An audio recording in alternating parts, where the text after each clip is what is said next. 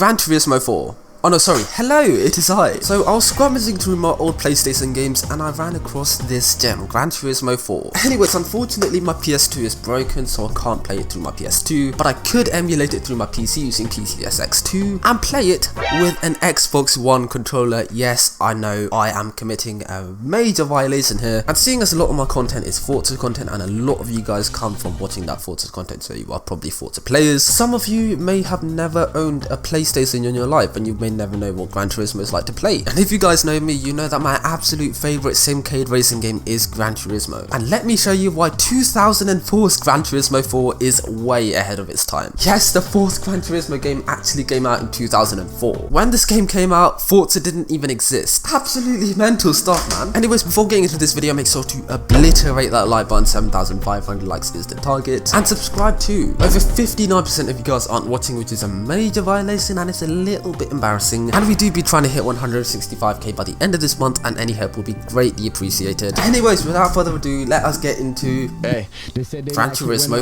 4. Like this, so I reckon I better off giving them Gran Turismo 4 has a car list of 700 cars. I wasn't lying. But if you look at the car list here, you'd be like, wait, what? 700 cars? Like, there's no way they have 700 cars. It says 241 up there. That is true. But with this game, you have to unlock the cars. And I'm not talking about buying it. I mean, you need to progress through the Gran Turismo mode to unlock cars in the arcade mode. Forza would never do that. I did only just get this game yesterday and I completed 2 license tests, and one of the cars I unlocked was this, the Volkswagen Lupo. And as you can see, they have a pretty good variety of cars. But there is so much more cars in the game. Like, what is this? It's a Beetle with a wing on it. And another cool thing is when you select the car's color, it literally gives you the name of the color. I know any game could do that, but it's just so amazing to see the attention to detail. Like, do you want a Reflex purple Tuscan or a Comedian blue Tuscan? Or do you want an Olympic blue Pearl? That's not blue, that's purple. I mean, I know Forza does this too, but they don't include the name, do they?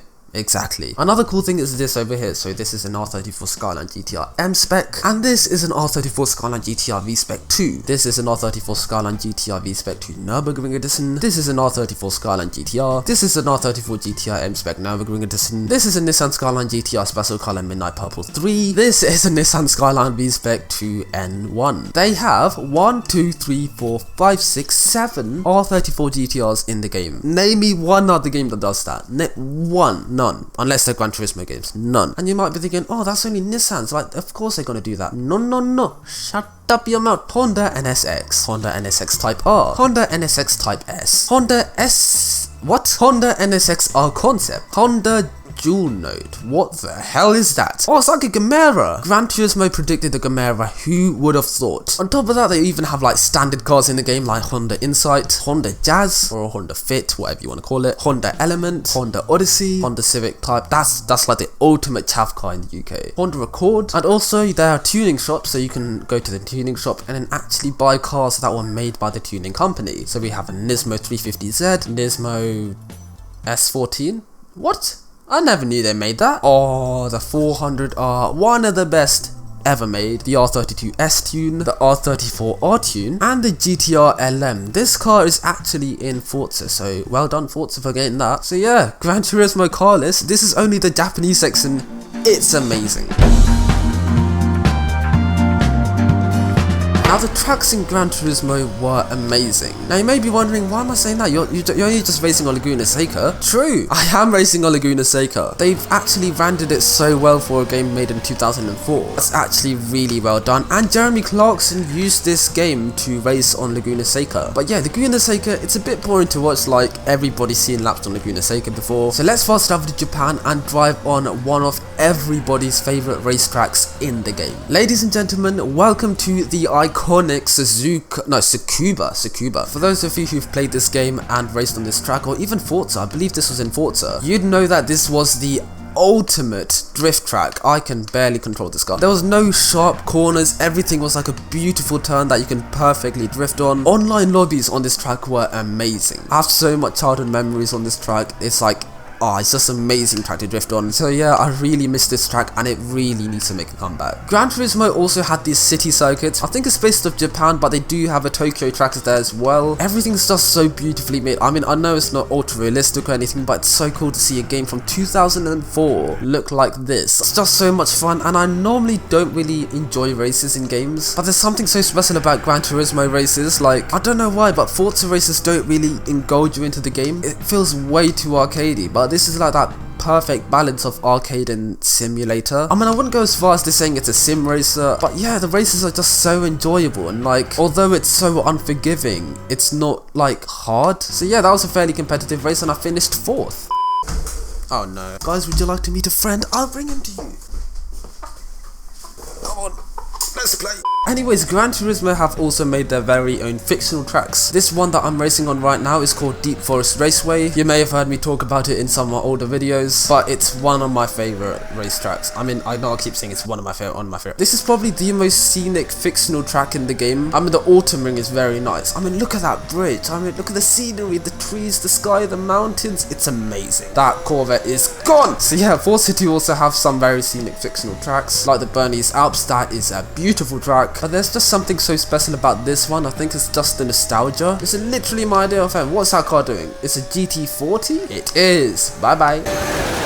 That was such a stupid thing I did. I'm sorry, but I really love this track, and that car's nearly gonna overtake me, but I have won the... No, I haven't won the race, but I'm 4th. Now, on top of tarmac races, we also have off-road ones in Gran Turismo 4. This does not even exist in today's Forza games. So as you can see, I'm racing against a 106, I believe. Look at that drift. But not only could you race on this sort of dirt track, you can also race in gravel. This is the... I forgot what the name of this track is, but it's gravel, and I'm losing against a Toyota Yaris. This 2004 game has executed some things better than 2017's Gran Turismo. That is a nasty drift. Oh, it's just so amazing. Like the way the crowd just looks into you and then they lean back when they... Oh, it's so realistic. Anyways, not only could you race on dirt and gravel, but you can also race on snow. Yes, you can drive on snow in 2004's Gran Turismo. Forza didn't introduce snow driving until Blizzard Mountain, and that was in 2018. So Gran Turismo were doing things that Forza did 14 years before them. Now that is insane. And the off-road physics and stuff in this game are just amazing, like so much better than a lot of games I know right now. Ah, speaking of physics, the physics in this game are actually pretty amazing. When I was a kid, I used to just get really annoyed by the physics because I couldn't really master it, but then I realized that this is actually really realistic. But right now I'm in all-wheel drive cars and they actually do feel all-wheel drive. It's slippery but controlled, just like what an all-wheel drive car is on the dirt. In Need for Speed games, you cannot tell the difference between all-wheel drive and rear-wheel drive. But the physics, like the all-wheel drive physics, they've mastered it. They have mastered this. On top of that, the front-wheel drive physics in this game are just as amazing. And yes, I'm driving an Opel Corsa, so normally in a front wheel drive car, if you're going slow enough and you turn into a corner, it would actually go into the corner. For example, 60 miles an hour, look at that, I'm turning into the corner. And again, about 60 miles an hour, very nice turning. But on this straight, I'm going to pick up some speed and I'm going to turn into the corner right at the end. No Vauxhall can go this fast. And then, if I turn into the corner, the car turns, but it kind of go straight ahead a little bit. It's understeer. I mean, I know understeer is like a very common thing to show in games, but this is 2004 game, and this has been in the game since like the PlayStation 1 days. And now here I am in a rear-wheel drive V10 Dodge Viper, and if I go to turn, oh, it understeered. But if I go to accelerate again, look at that, the tyres are smoking, it's trying to oversteer. And look at that, I can't control the car because it's just tail happy as F. And look at that, I can't turn without drifting. And then I try to correct it, and then oh no, it wants to send me backwards. It's amazing. And not only have they mastered the physics of all the drivetrains for every car, but slipstreaming in this game actually works. For example, look at this, behind the Lotus, okay, can't really overtake it, but if I go behind him again, picked up some speed, and I can overtake him. And if you can listen, you can hear the sound of the wind. But the sound of the wind would go away if I go behind a car, for example. And it's gone, and now it's come back again because that car's pushing me. See, there's the wind sound, and then let's go behind here, and the wind sound's gone. It's amazing. Gran Turismo, you guys are amazing. And look at that, slipstreaming from a very aerodynamic Esprit, and I can overtake him. This is just amazing. I love it. Now in Gran Turismo 4 and some of the other games, I believe they have the license center. In the license center you have a bunch of licenses to do, and unlocking each license will get you another car. Now National B licenses are the easiest ones. As you can see, I have done all of them. Nevertheless, let us get into this license and I'll show you what these license tests are like. So this is the first ever license test, acceleration and braking. You are given a Mazda Demio and you need to accelerate and brake as early as you can whilst getting the whole car in the checkered. I did not do that, that was a fail, so let me so yeah, some of these licenses can get a little bit annoying. This is the easiest one in the game. I did the exact same thing. Okay, accelerate, accelerate, accelerate, accelerate, brake. This is the easiest one and I'm struggling on it. And brake. No! It's so close! And brake. It's literally in there. Shut up. I did this for 4 hours straight yesterday. Brake. And it's in there, but it's not counting. Oh yeah, I need to get all the ties in. I can't even get bronze on this. What's wrong with me? And brake. I apologize for how terrible I am at this game. 3, a 2, and a 1, and a brake. I got silver, aka platinum as I like to say. So I'll brake with the handbrake on because I think that helps me. Oh, brake. No! It's so close! Brake. I'm getting closer and closer. I will get gold, I will get gold. And brake. I did it too early. Brake. I did it too early again. I am in pain mentally and physically. Brake. No! I got worse. That's the thing about this game. You need to, your reflexes need to be on point. You need to perfect it. Brake. Oh! It's so close! Brake. No! What? I braked right. Okay, you know what? I give up. That is close. That is close enough.